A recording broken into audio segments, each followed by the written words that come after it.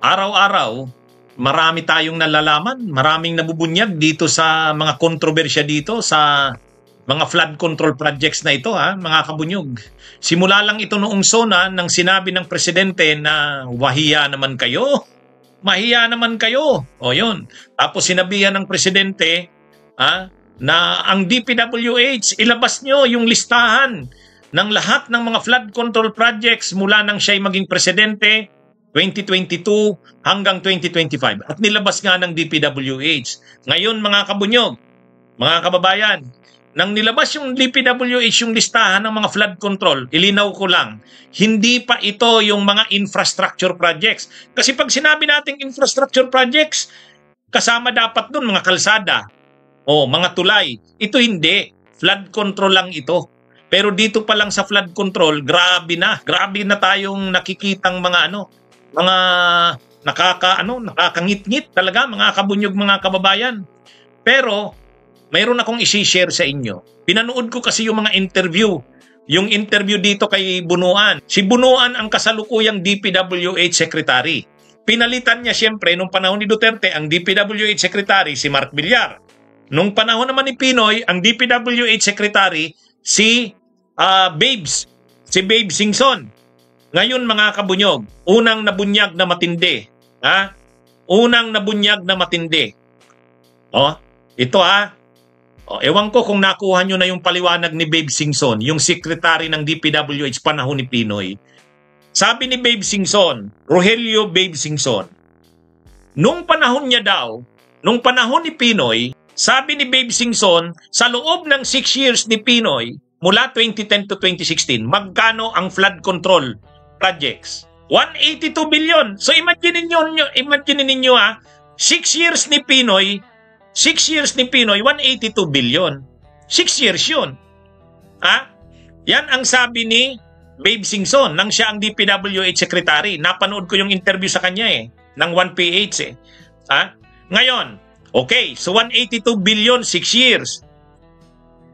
Nung last year, nitong taong ito na 2025, napaka-controversial ng budget ngayong 2025 kasi dito yung nag-insert si Chis Escudero ng 142.7 billion.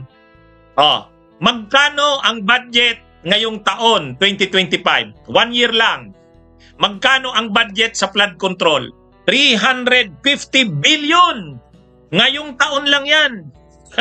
350 billion 1 year, ngayong taon lang. 350 billion 2025. Mga kabunyog, mga kababayan. Kung 550 billion yung mula 2022 to 2025. Pag upo ni PBBM, 545 actually ang eksakto, 545. Mula 2022 July to May 2025, 545 billion. Pero ngayon lang na 2025, itong taon na ito na napaka-controversial, grabe talagang insertions, 350 billion. Yan mga kabunyog, mga kababayan. Anong masasabi natin sa ganyan? Anong masasabi natin sa ganyan? 350 billion for 2025 alone at flood control lang yan. Yung 545 billion, yan yung mula 2022 to 2025. So ibig sabihin mga kabunyo, grabe, talagang ngayong taong ito,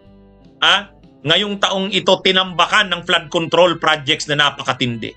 Yan na yung insertions ni Chis Escudero, yung insertions nila Saldico. Kaya sa tingin ko mga kabunyog, maaalala nyo, nung nakalusot na yung budget ng 2025, mukhang nalaman ni PBBM, grabe pala kayong in-insert.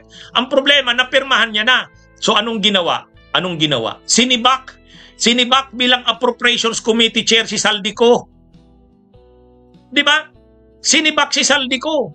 Mukhang na-blind si PBBM doon. Yun ang sabi ni Sandro Marcos. Sabi ni Sandro Marcos, hindi na daw papayagan ng ama niya na mangyari na naman yung 2025. Itong 2025. Kaya mga kabunyog, mga kababayan, kumbaga matindi talaga ang ginawa noong 2025. Matindi talaga yung 2025 na budget. Maraming in-insert. Kaya lang lumilitaw dito, kahit pala si PBBM na blind. Na blind si PBBM. Kaya nga galit na galit daw eh. At nang nalaman niya sa flood control projects, 350 billion. O kaya sa kanyang zona, yun talaga ang pinuruhan niya. Yun ang kanyang pinuruhan. Ha? O. Yan mga kabunyog, mga kababayan. Kumbaga dito lumalabas, gustong ipakita ni PBBM, hindi ako ang may pananagutan dyan sa 350 billion na yan na insertion sa flood control, ay sa mga flood control na yan. Sabi ni PBBM. Kaya gusto niya imbestigahan talaga yan, lumitaw yan. O ngayon naglalabasan na. O, si Saldico, yung kanyang construction company, yung SunWest, at saka yung sa kapatid niya, yung High Tone, kay Christopher Cuyan. O, pati yung kay Chis Escuderong kaibigan, si Lubiano, yung Center Waste Construction, yan ang nasa top 15 na mga contractors na nabigyan ng flood control. Pero ang sabi ni Chis Escudero, ang sabi ni Chis, yung insertions niya na 142.7 billion, ang liit naman nun. 2% lang yung pinag-iinitan nyo. O, sabi ni Chis. O, tapos yung kanyang kaibigan na kontraktor, yung si Lawrence Lubiano na nagbigay sa kanya ng 30 million na campaign fund noong 2022 elections, nag-donate sa kanya ng 30 million, nakakuha ng 5.6 billion. 5.6 billion na flood control. Ang sabi ni Chis, 1% lang naman yan, pinag-iinitan nyo.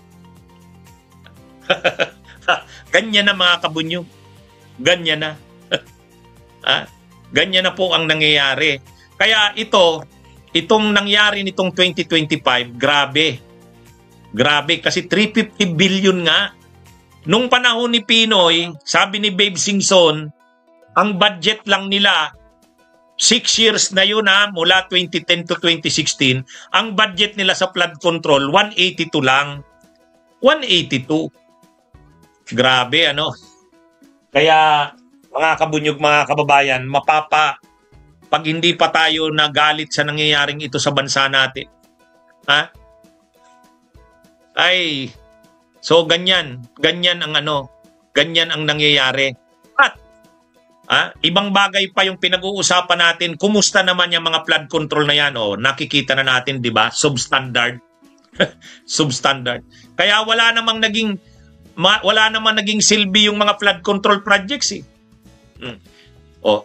Pero tandaan nyo, ang pinag-uusapan pa lang natin dito na pagkalaki-laking mga pondo ay flood control. Wala pa yung mga kalsada, wala pa yung mga tulay. Sigurado mga substandard din yun.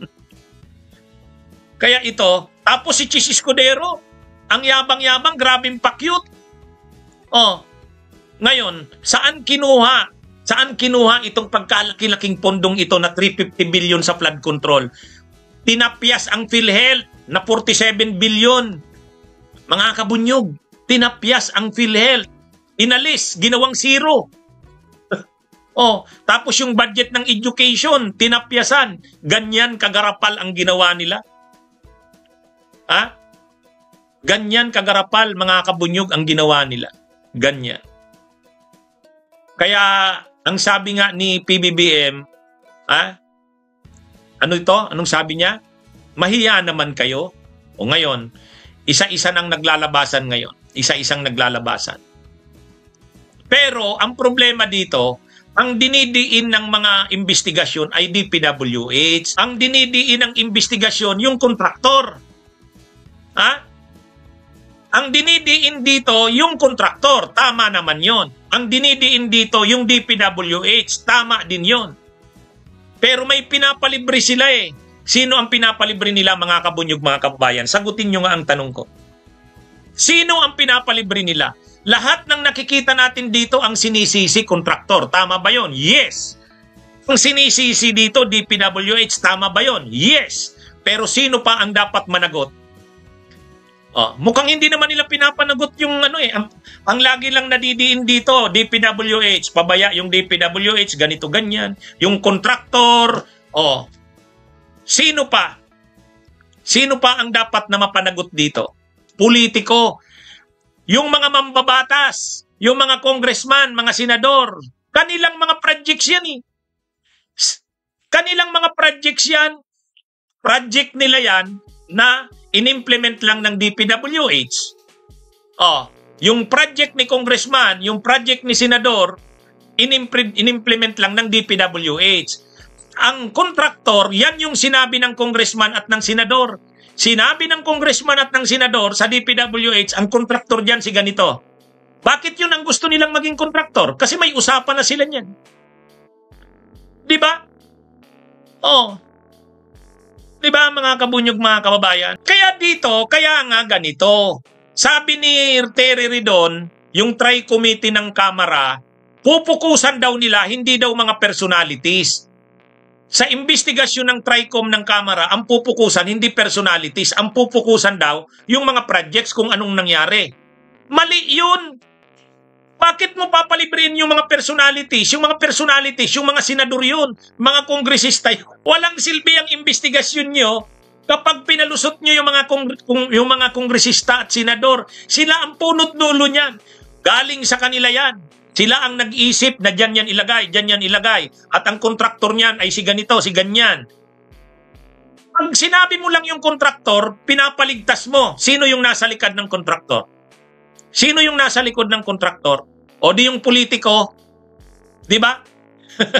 Ganyan yan.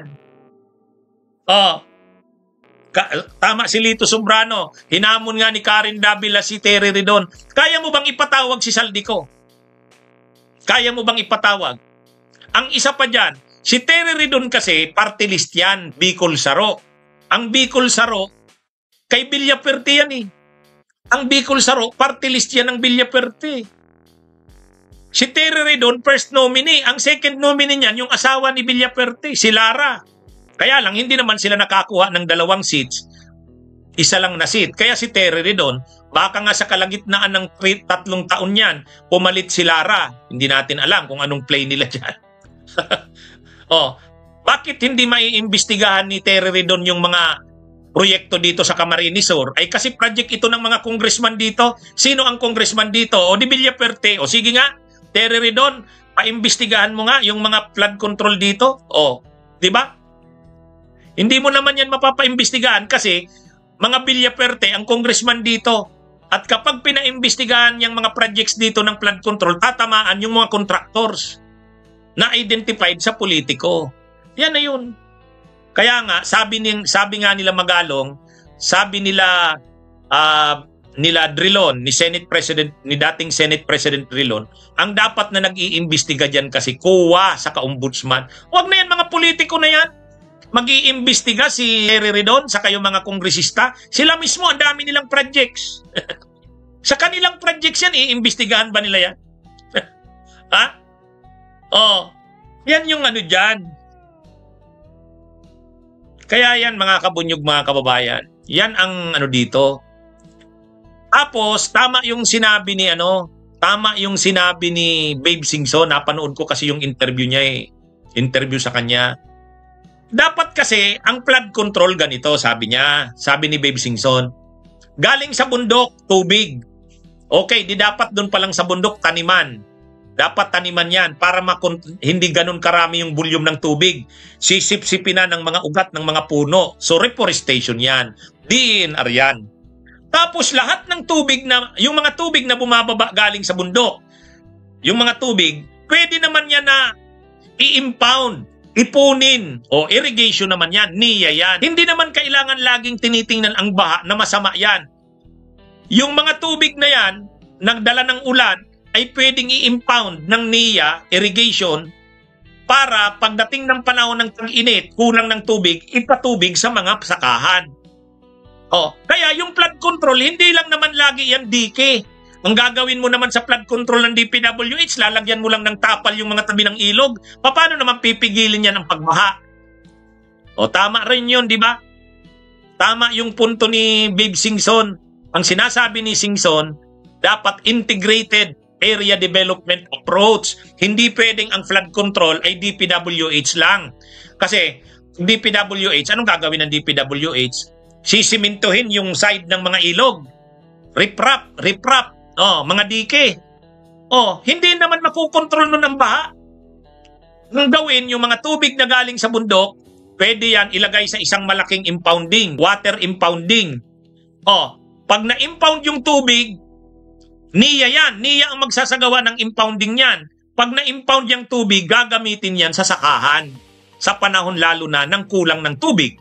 Kasi sa ngayon, ang irrigation, nagre-rely lang sa ilog. Ay may mga ilog na wala na halos tubig eh. So, pero, yung tubig ulan na maraming volume yan, pwede yang ipunin para magamit sa irrigation.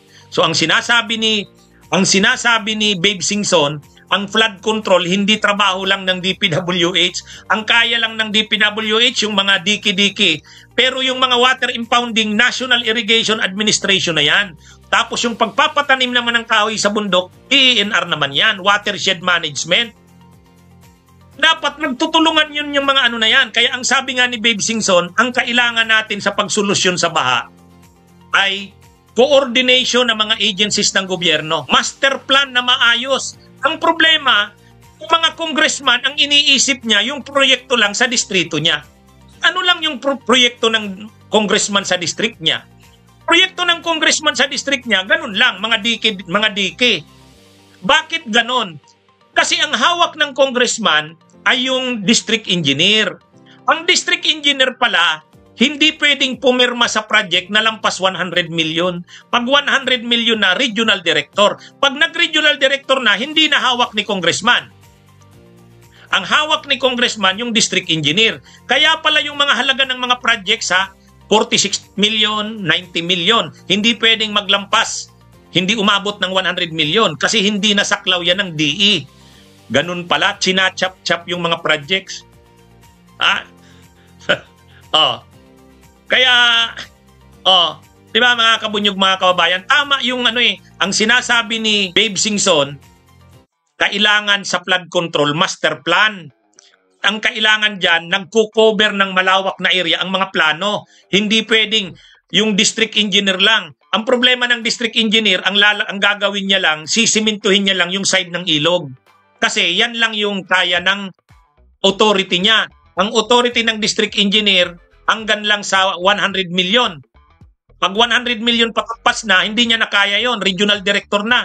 Eh si congressman, ang gusto niya, ang projects kontrolado niya, kaya dapat district engineer lang, kasi tao yan ni congressman. O yan ang politika dyan. Ha? Nakuha nyo mga kabunyog, mga kababayan. Kaya ang nangyayari sa atin, napakaraming flood control projects na mga maliliit. 46 million, 56 million, 90 million, ganun lang. Bakit? District engineer eh. Pero ang kailangan natin, master plan.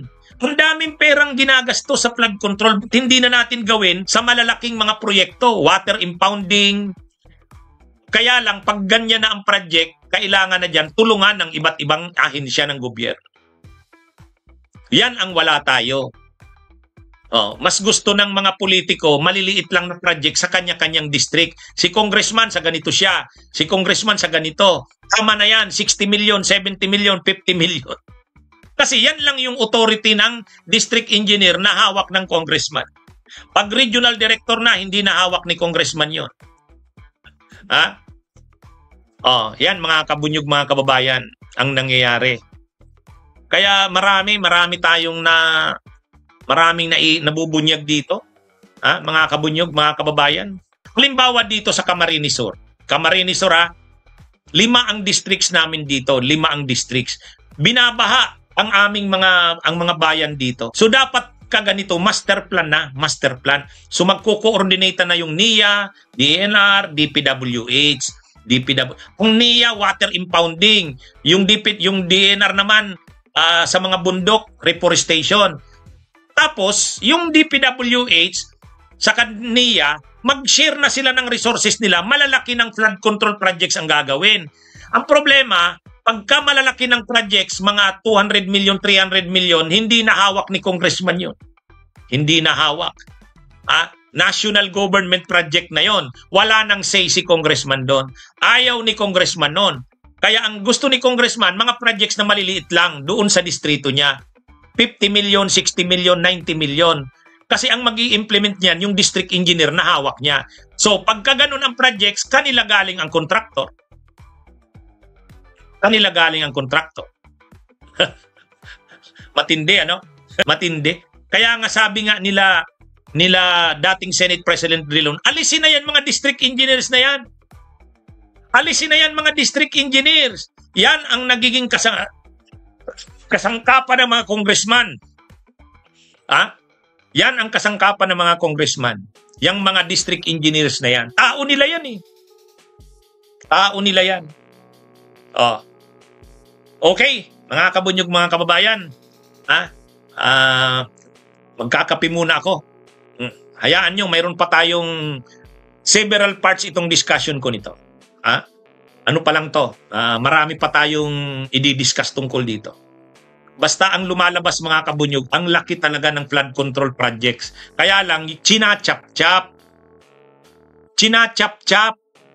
Mga district engineers. Ang district engineer kasi hawak ng congressman. Ang kailangan natin, malalaking flood control projects na ang mag-i-implement na, coordinated na, water impounding ng NIA. Kaya lang, kung kagano na kasi, national government na. Hindi na yan hawak ng mga congressman. Ayaw nila nun. Ayaw nila nun. Gusto nila, kanya-kanya sila. Okay? Mga kabunyog, mga kababayan, mabuhay po tayo. Bunyog, bunyog, halikan na kasama ka. Bunyog, kapag buklod ay may pag-asa. Luzon, Visayas, Mindanao, isa ang pananaw. Sa bagong Pilipinas ang bunyog isisigaw. Bunyog, bunyog.